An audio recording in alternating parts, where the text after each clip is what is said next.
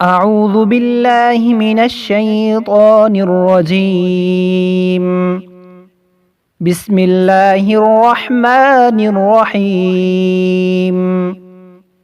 معزز سامعین، السلام علیکم۔ انشاءاللہ العزیز آج ہم بہت ہی پاورفل دعا سیکھیں گے۔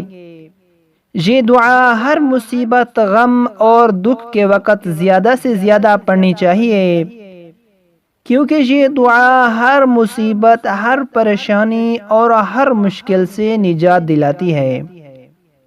حضرت عبداللہ بن عباس رضی اللہ تعالی عنہ روایت کرتے ہیں کہ جب سیدنا ابراہیم علیہ السلام کو نمرود نے آگ میں ڈالا تو آپ علیہ السلام نے یہ دعا پڑھی تھی، اور اس کی برکت سے آپ علیہ السلام آگ سے محفوظ رہے۔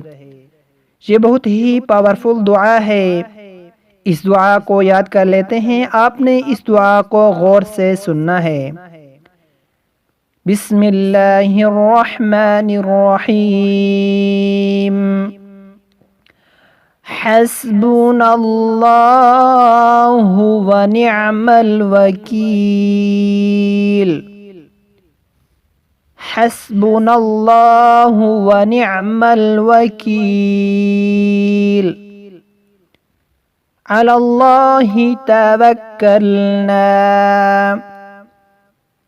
علی اللہ توکلنا۔